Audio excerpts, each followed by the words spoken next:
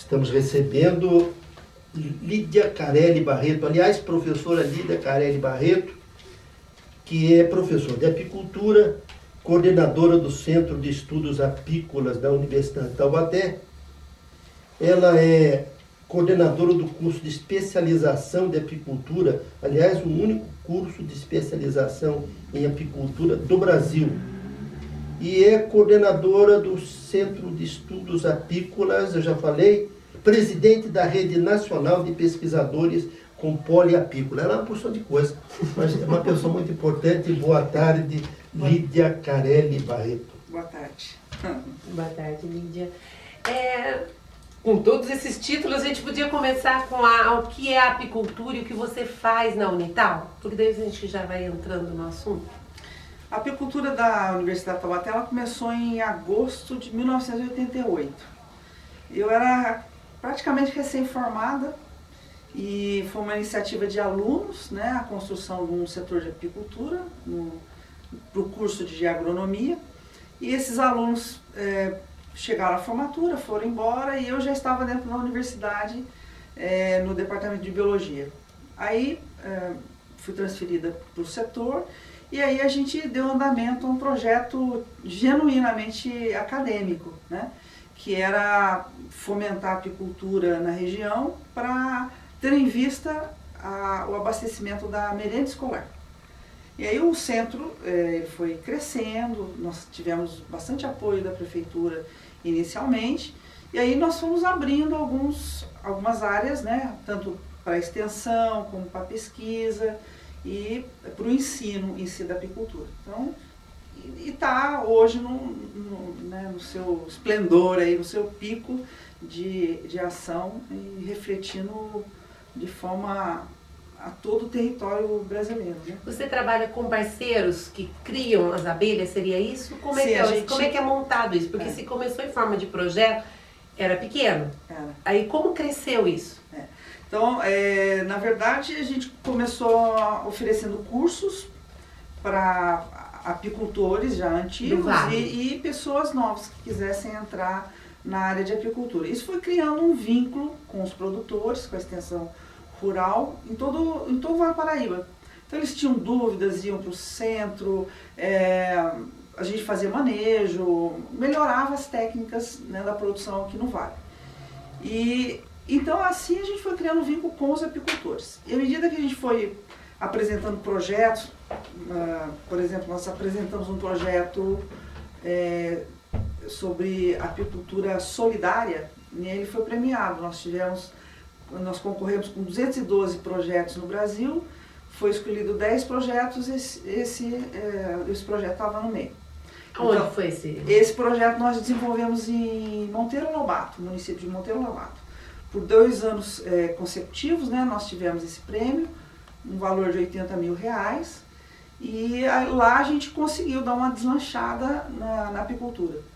E esse projeto foi tão carinhosamente, vamos dizer assim, trabalhado, que ele virou modelo, né, de trabalho do centro da Unital, do Centro de Estudos Apícolas, e a gente replica esses projetos em vários municípios, né, do Vale do Paraíba. Hoje, atualmente, nós estamos com 15 municípios participando e toda a tecnologia, toda a inovação tecnológica desenvolvida lá em Monteiro Lobato, nós estamos reproduzindo nesses outros municípios, aos poucos, né, implementando, para que pelo menos em 2 anos, 70%, né, dos municípios já estejam pareando, né, em termos de avanço com o município de Monteiro Lobato. Seria essa conferência que teve há uns tempos atrás, agora aí lá na Faculdade de Agronomia? É dessa reunião que você fez, que você está falando? Exatamente. Então, todos os projetos foram testados, aí nós apresentamos para o SEBRAE, né, inicialmente qual que era o contexto da apicultura no Vale, o que a gente gostaria que acontecesse, né, com os apicultores da região. E o SEBRAE comprou de pronto a ideia. Nós começamos a organizar um grupo chamado Grupo Gestor de Apicultores, são as lideranças dos apicultores, são 15 municípios, 15 líderes, né, que participam conosco. E lá a gente toma as decisões conjuntas. E em função desse trabalho, o projeto foi ganhando uma visibilidade E aí os parceiros também aparecendo, né, se aproximando.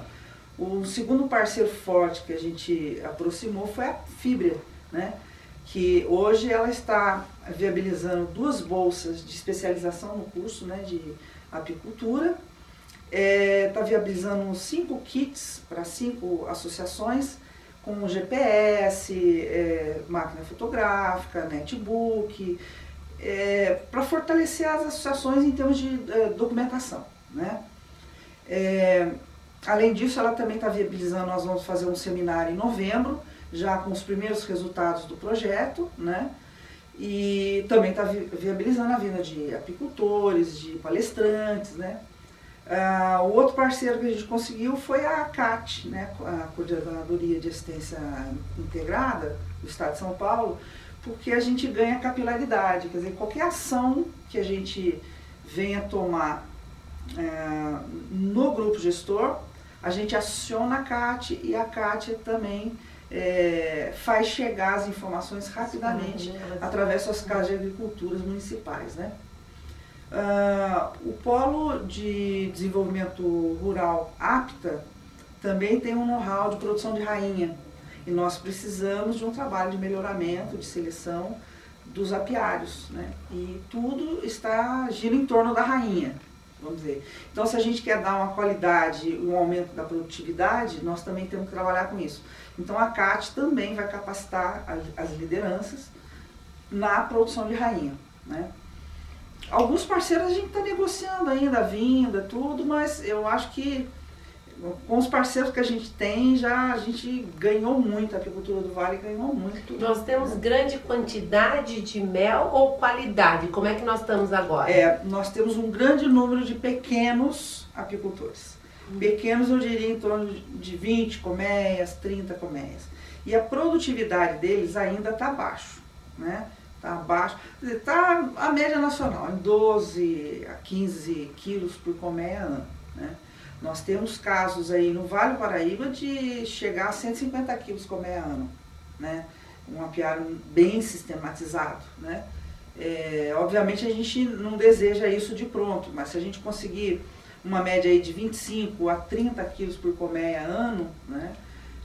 A riqueza no município vai circular fortemente, né? Quer dizer, vale a pena a pessoa se dedicar à apicultura? Financeiramente ele tem um retorno razoável? A apicultura no Vale do Paraíba é uma segunda renda.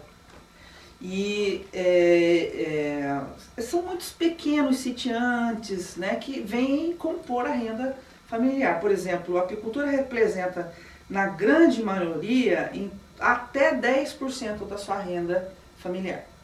Mas, o que nós temos aqui no Vale do Paraíba? Nós temos uma transição da atividade pecuária de leite, que isso está cada vez mais reduzindo, e nós temos um pasto favorável, um pasto apícola, estou dizendo, vegetação em recomposição, pastos abandonados, né, que o pessoal fala, com um potencial enorme para a apicultura.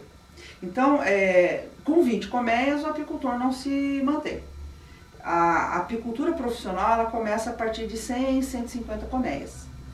Ainda no Vale do Paraíba nós temos esse potencial florístico, nós temos florestas plantadas da Fibria que está à disposição, né, para a produção de mel de eucalipto, de pólen de eucalipto, e temos ainda muitas fazendas abandonadas com a vegetação típica de flora apícola. Então assim, o Vale do Paraíba tem um potencial muito grande. E ele se atrela a alguma coisa muito diferente por ser um centro de consumo importante. É diferente de você falar em apicultura no Nordeste, no Piauí. O apicultor tem 100, 200, 300 colmeias e ele não vende um pote de mel sequer. Ele tem que vender toneladas, aí o preço em escala baixa, né? E ele participa de uma cooperativa que compõe essa exportação de mel. A diferença daqui para o Piauí, por exemplo, é que lá não tem consumo. Aqui nós temos várias marcas na rede oficial, que se você perceber, não é marca do Estado de São Paulo, às vezes até marca importada da Argentina, né? Algumas regiões bem distantes do Estado de São Paulo, bem distante do Vale do Paraíba. Cadê a marca do apicultor? E mesmo assim, ele tem o mel e nunca ele me ligou para dizer assim, meu mel estragou, Lídia. Eu falei, Lídia, eu não tenho mel, eu preciso produzir mais, porque tudo que eu tenho eu vendo. Então, o mel é um produto potencialmente gerador de riqueza. Porém, ele não investe, né, vamos dizer assim, totalmente, talvez por falta de incentivo, né? Ele não vai largar ainda o certo dele, né, para trocar por uma atividade que ainda não é rentável para ele, né? Então, a apicultura, na minha maneira de ver, no Vale do Paraíba, ela em potencial, ela tem um potencial muito grande de agregação de valor. Os preços são convidativos, porque enquanto o Piauí vende a R$ 1,50 o quilo do mel, aqui na região em torno de 15 a 20 reais o quilo do mel, direto do produtor, né? Então tem toda a questão de legalidade agora que a gente está trabalhando, ter uma casa de extração com o selo, né, fiscal, que tem que ter uma fiscalização, né? Tem todo um projeto sendo trabalhado, mas consumidor de final de semana, os grandes centros. A pessoa está em São Paulo, vai passar um final de semana num sítio, num hotel fazenda, está lá o mel do apicultor daqui para ser comercializado. E com um valor agregado muito grande, né? Então, também são processos lentos que a gente... Lídia, você falou que para o camarada ter resultados financeiros adequados, precisa partir de 100 colmeias. Uhum. 100 colmeias, com todo o equipamento que você vai dizer daqui a pouquinho, necessário para que essa extração seja legal, etc., requer um investimento de quanto? Aproximadamente. Deixa eu só concluir. Uhum. Nesse processo para extrair o mel, tem o pólen, tem o extrato, tudo de uma vez só ou tem trabalhos diferentes? Como é que você vê? Não, você sistematiza a colmeia. Por exemplo, você quer produzir mel, você trabalha os enxames para que ele venha produzir mel. E a produção de mel, por exemplo, no Vale do Paraíba, acontece durante 6 meses na região. Você tem essa possibilidade de fazer apicultura migratória, sair de um pasto, por exemplo, no litoral e subir a montanha, né? Onde tenha florestas, plantas, né, apícolas. Você pode sistematizar para a produção de pólen, também, que hoje em dia está tendo uma demanda de consumo importante, né? Agora, o apicultor, vamos dizer, para ele ter 100 colmeias, partindo de 10 colmeias, mais ou menos, ele gasta em torno de 1.500, mais ou menos, reais para montar uma unidade de 10 colmeiazinhas, né? Então isso aí, se você multiplicar por 100, dá em torno de 15 mil que ele teria que investir. É um investimento baixo, porque o retorno é rápido. Em 6 meses ele está produzindo mel. Mas não é só produzir, porque como é que vai se fazer essa extração do mel? Processamento. Esse processamento, como é que é isso? Então, quais são os equipamentos? Esses equipamentos são uma unidade, a unidade de extração, ele deve gastar aí mais uns 10 mil reais com uma reforma e um aparelhamento, né? Mas ele tem a possibilidade hoje em dia de usar um procedimento que a gente diz CIF relacionado. Ele pode vender o mel dele no Brasil todo, entregando os baldes, né, o mel em entrepostos que fracionam para ele, por exemplo. Entendeu? Então ele não precisa vender em grandes volumes de atacado, como acontece nessas áreas que eu falei, do Nordeste, do Norte ou do Sul do país.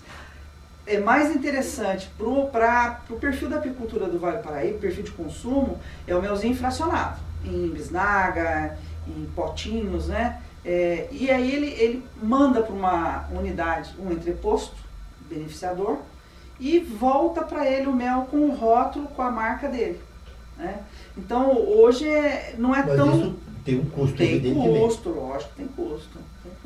Isso tudo nessa parceria que vocês estão fazendo, Sebrae, Fibra, isso tudo dá para montar cooperativa que faça todo esse processo? Sim, seria isso? É isso. Inclusive, essa semana passada mesmo foi feita de algumas, né, das algumas reuniões que já foram feitas, nós fizemos uma reunião novamente para a cooperativa. Já tem um número suficiente, que é o mínimo 20, né, para fundar a cooperativa. E agora está detalhando assim, o estatuto, né, enfim, leva um tempinho mesmo para as pessoas se acertarem, né? Mas a tendência é essa, montar a cooperativa e trabalhar com blends, vamos dizer assim. Ou seja, o mel de São Luís, de Paraitinga, a Redenção, Natividade, eles vão se juntar numa unidade de processamento, a gente faz um mix, né? E faz o controle de qualidade para todos numa rotulagem só. Então, ou seja, pela experiência que a gente já teve, alguns anos atrás, nós conseguimos, por exemplo, armar um flagrante de falsificação de mel, né? Inclusive foi aí para o Globo Rural. Que mistura com melado, né? Isso. Foi um trabalho. Você deu entrevista. Isso, foi um trabalho de um aluno nosso. Aí o que aconteceu dessa experiência que a gente teve? Então, foi assim, a gente levantou uma bandeira para mostrar que a fiscalização não estava funcionando e era preocupante a questão da falsificação do mel no Vale do Paraíba. Todas as rodovias, tudo estava contaminado. Muito bem. O tempo passou e as coisas continuam da mesma maneira.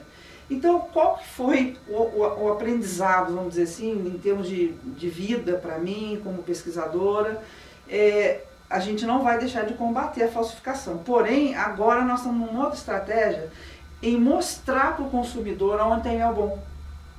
Então, essa pro outro lado, né? Você pode ver aquilo, mas se você vê esse, ele é o bom. Então, essa junção aí, né, dos apicultores do Vale do Paraíba, esse ponto, por exemplo, a Fibra está viabilizando todo o madeiramento para os pontos de venda. Então, nós vamos ter pontos de venda nos 15 municípios, vai ter a logomarca do projeto, indicando, olha, você quer comprar mel? Compre aqui. Porque esse mel, ele tem rastreabilidade, ele é certificado pela Universidade de Taubaté, então vai agregar um valor fantástico para o apicultor, né? E já fazem quase 25 anos que eu estou nesse trabalho de extensão, de pesquisa, a gente tem que aprender com o tempo, ter um pouco de paciência, porque as coisas vão se formando, né, à medida que o tempo passa. Então, a outra preocupação nossa também no projeto é trazer jovens, né, alunos do ensino do colégio, né, do ensino médio, para a gente fazer uma capacitação de mão de obra, porque os nossos apicultores também já estão com idade um pouco avançada, né? Mas isso não é uma coisa mais familiar, que nem um fazendeiro que tenha apicultura na fazenda dele, vai ensinando o filho, vai... Mas nem sempre o filho fica motivado em acompanhar a profissão dos pais. Então a gente tem está fazendo um trabalho também de formiguinha, vamos dizer assim, de abelhinha, né? Nos municípios para a gente formar os grupos jovens e fazer uma capacitação e gerar renda. Porque a apicultura familiar, às vezes, o filho que ajuda lá o pai na lida com o apiário, não recebe, não é remunerado. Ele só vai ajudar o pai, né? Então fica um negócio meio constrangedor, né? E, na verdade, no fundo, ele não se sente motivado a fazer um negócio desse que não gere renda para ele também. Mas é um trabalho envolvente, né? É um trabalho, assim, que satisfaz a pessoa, o trabalho em si, pelo que eu penso, pelo que eu imagino. É isso? É uma coisa curiosa, porque na apicultura eu trabalho com pesquisa, na academia, mas eu tenho meu apiário. Então, parece que no final de semana eu vou descansar mexendo com as minhas abelhas. É altamente gratificante. Acalma, né? Pessoas muito agitadas, ela é muito organizada, então as coisas que você vai fazendo, ela vai respondendo para você em termos de comportamento. Então é uma interpretação com a vida das abelhas fantástica, né? Essa relação. Então é gratificante, sim, a apicultura e contagia, vamos dizer assim. Uma outra pergunta bem prática.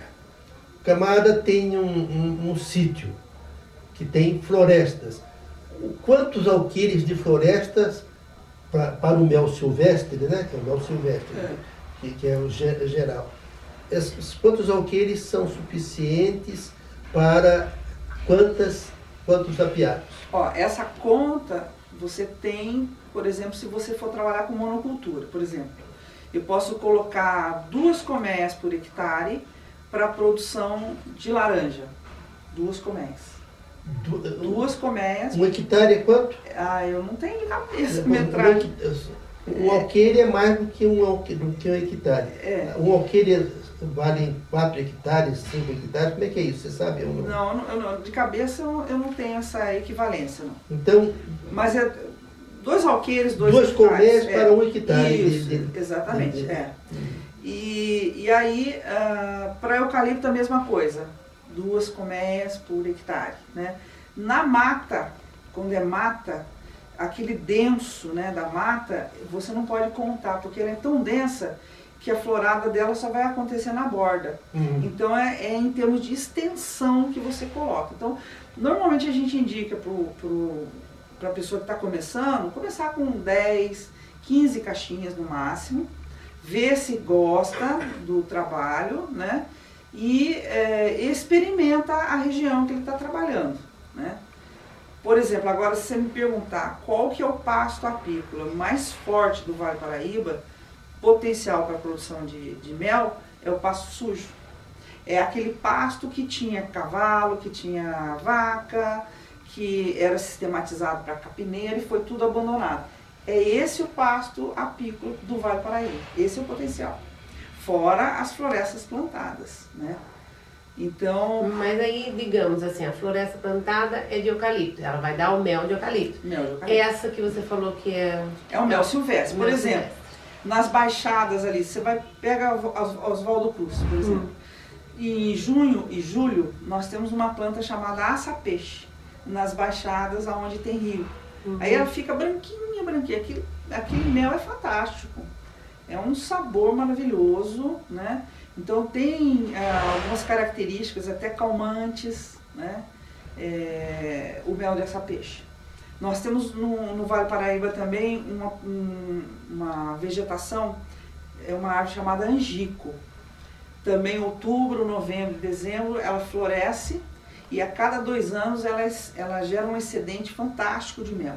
Um sabor muito característico, muito gostoso, né?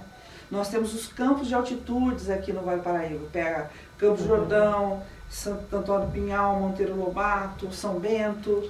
Tem um mel muito característico, de aricurana, que a gente fala, né? Então tem alguns méis, que é isso que eu falo, a gente trabalhar bem em ciência, né, com pesquisas, com esses méis, dá para a gente trabalhar a questão de denominação de origem. Que nem a champanhe da região de Champagne, na França. Daí para a gente trabalhar com denominação de origem dos méis que são produzidos aqui no Vale Paraíba, né? Então eu sou uma defensora. O ano todo, né? O ano Lídia, todo você cada pode, um tipo cada de região cada floresce região. no período. Então você pode fazer apicultura migratória aqui também na região, né? Então pasto sujo, voltando a essa pergunta, dependendo da quantidade desse pasto sujo, dessa mata, você põe aí 15, 20 colmeias num lado da propriedade, daí no outro lado 15, 20 colmeias, porque as rotas de voo das abelhas, elas são diferentes, né? Então você pode dividir o apiário em unidades de 20, né? Para trabalhar melhor e ter uma produção sem concorrência, vamos dizer assim, né? Sem saturação de áreas, né? Quantos tipos de méis tem aqui, assim, na nossa região? Então, eu acho que os mais importantes é o de angico, o de aça-peixe e o de capixingui, que é aricurana, e o eucalipto. Então, são 4 variedades aqui que têm um sabor muito gostoso. E o mais consumido? Bom, todos os méis que são produzidos aqui são consumidos, são comercializados. Eu vejo isso, porque eu sempre encomendo mel do senhor de Pino, e ele fala assim, ó, esse período a gente não tem esse, nós estamos com escassez porque está vendendo muito. Também uso pólen. Tem época que não vai ter pólen. E assim, eu sou freguesa, então quer dizer, eu tenho que estar na fila para esperar. Porque assim, eu acho que, como você falou, consome-se muito aqui na região, né? E acho que daí as abelhinhas não trabalham tão suficiente. Porque tem uma entre-safra, né? Toda região tem a sua entre-safra, né? O pólen, por exemplo, aqui no Vale do Paraíba, você tem a produção dele por 8 meses. Se o apicultor não vendesse tanto ou produzisse mais, ele teria um estoque, regularia para entre-safra, né? Mas ele não consegue regular ainda, tem que ampliar a produção, né? Lídia, você tem uma experiência como presidente da Rede Nacional de Pesquisadores com Pólen Apícola. Fale dessa rede nacional para a gente. Então, o pólen, ele começou a ganhar notoriedade no Brasil em 2000, mais ou menos. E alguns pesquisadores começaram a trabalhar, começou a ser atraente demais a questão do pólen. E em 2009, eu concluí meu pós-doutorado, estive na Universidade de Coimbra, para terminar o meu pós-doutoramento com pólen. E como eu era muito convidada para ir para congresso, para falar sobre o pólen, fui me identificando com alguns pesquisadores no Brasil, aí eu resolvi propor isso para esses colegas, que a gente se reunisse aí numa rede, né, para a gente trabalhar com pólen, sistematizando a pesquisa. Porque assim, o mel, por exemplo, você não ouve quase falar de algum problema que algum consumidor tenha tomado pólen e tenha tido algum problema. Por quê? Porque ele é rico em açúcar e ele dificilmente estraga. O pólen, como ele é uma fonte de proteína, né, muito grande, ele tem lipídios, né, tem minerais, tem outras coisas na composição, ele é um produto altamente perecível. Então a preocupação nossa era a produção que estava começando a aumentar no Brasil e não havia um sistema de controle dessa qualidade, né? Tanto controlar a qualidade como também valorizar o produto. Eu trabalhei com pólen no meu doutorado, genérico, eu mapeei aonde que está sendo produzido pólen no Brasil, as questões de físico-química, né, o pacote químico que tem ao consumir esse produto. E aí quando eu fui para o meu pós-doutorado, eu resolvi trabalhar só com um tipo de pólen, que é o pólen de coqueiro, do coqueiro verde. E nesse pólen nós descobrimos que ele é riquíssimo em proteína, pode ser declarado isso no rótulo, produto rico em proteína, produto rico em fibras, né? E tem um pacote de aminoácidos fantásticos, dos 10 que uma criança precisa, 10 aminoácidos essenciais, tem 9. E dos 9 que um adulto precisa de aminoácidos, eles têm 9, né? Então, é fantástico o produto pólen. Porém, ele precisa, vamos dizer, como toda a cadeia que está se iniciando, vai ter problema. Ou por falta de manipulação correta, ou por falta de um bom equipamento, de bons procedimentos, pode dar problema na qualidade e comprometer o consumo. Então, essa rede de pesquisadores, a gente otimiza principalmente as amostras. A gente só chega uma amostra de 1, 2 quilos e a gente redistribui para todos os pesquisadores a mesma amostra, e cada pesquisador que trabalha, por exemplo, um trabalha com flavonoides, outro trabalha com vitaminas, outro trabalha com micro-organismos. Então vai mapeando todo o conteúdo daquela amostra. E aí a gente vai descobrindo, por exemplo, o pólen da região do Vale do Paraíba, ele foi o que eu encontrei o maior número de açúcar, de índice de açúcar. Ele é muito doce, o pólen. E eu desses 7, 8 anos de trabalho, eu nunca vi uma coisa dessa. Então, agrega valor, né?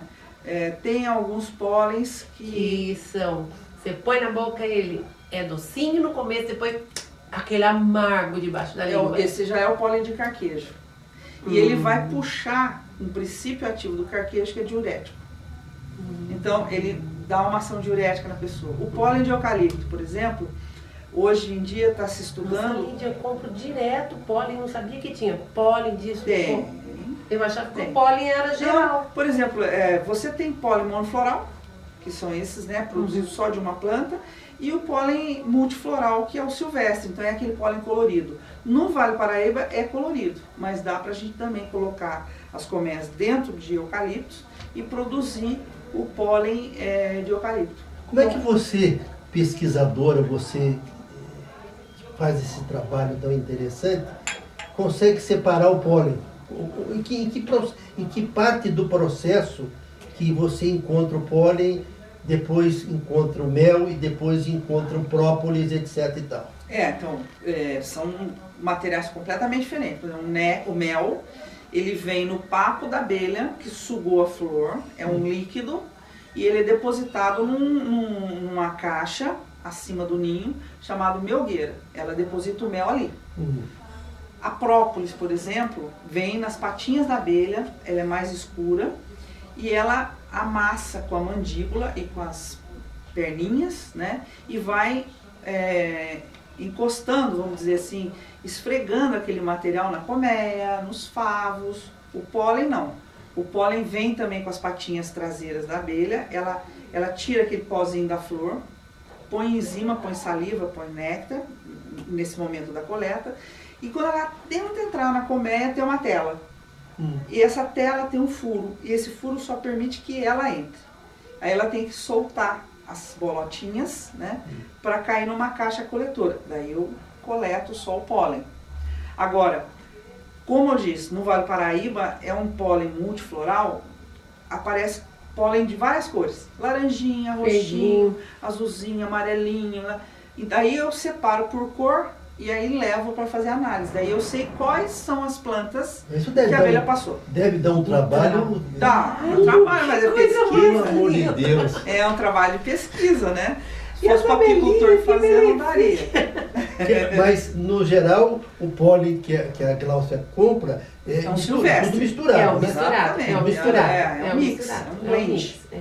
É um blend feito pelas abelhas. Aonde ela passa, aqui tem pólen. Mas olha, que trabalho que dá para fazer um buraquinho tão pequenininho que só passa a abelha para dentro.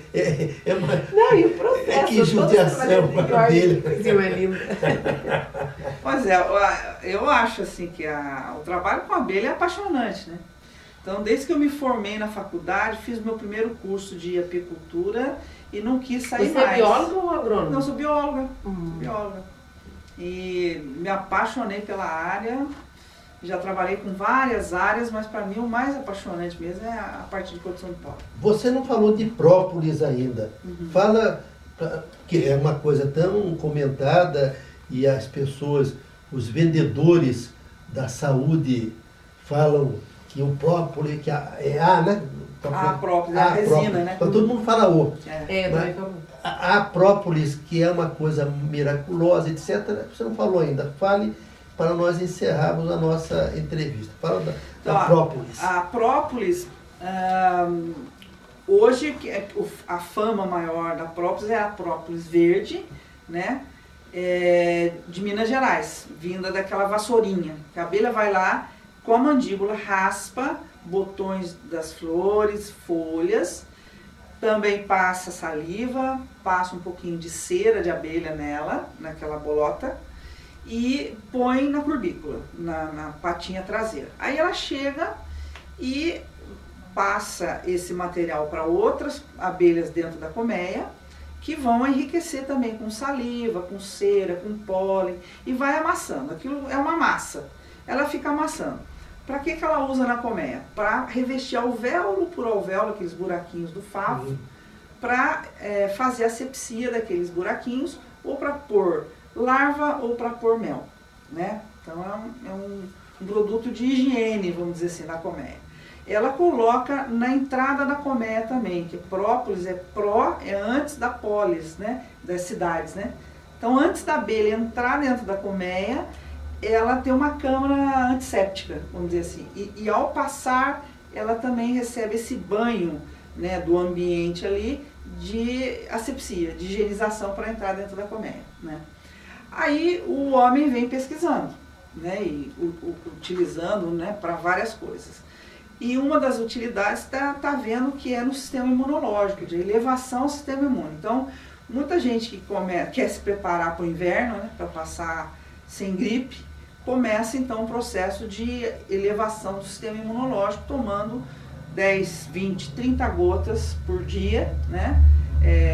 E consegue dar esse ganho imunológico.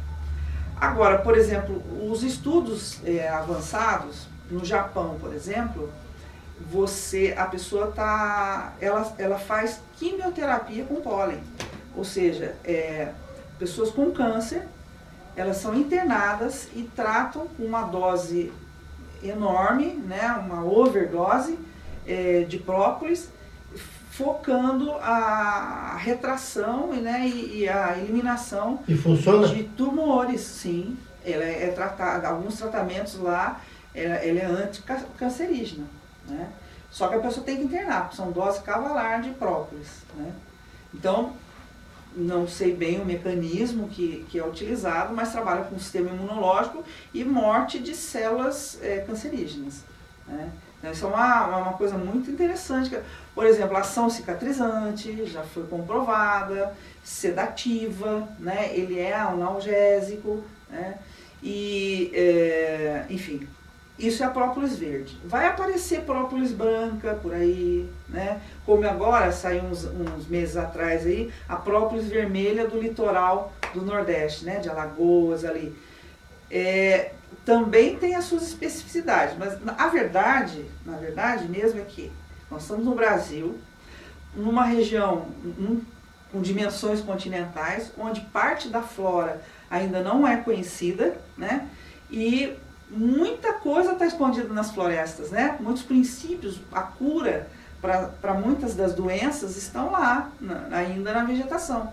E por intermédio da apicultura, na hora que você extrai essas resinas, né, você tem um destino fantástico para a cura de doenças. O que é isso? É arrastar o princípio ativo de certas plantas, né, para atuar organicamente no homem, né? Pergunta final. Própolis, mel, pólen, geleia real, enfim. Tem contraindicação? Ou seja, pode tomar mas faz mal para aquilo? Tem contraindicação ou não? Não tem para a maioria da população. Nós temos também uma preocupação com processos alérgicos, principalmente pessoas que têm alergia a pólen, chama palinose, né? Em outubro, por exemplo, venta muito, pólen disperso no ar, a pessoa fica com rinite alérgica. Se essa pessoa desenvolve muita alergia ao pólen, o mel tem pólen. Então, dependendo do grau de alergia que essa pessoa tem, ela pode ter alergia também ao mel. Então, processo alérgico em função de alimentação, ou a própria respiração do dia a dia, algumas pessoas podem estar sensibilizadas, mas é muito difícil. A gente não escuta corriqueiramente casos de processo alérgico, intoxicação com o produto, né, da colmeia. Lídia, muito obrigado.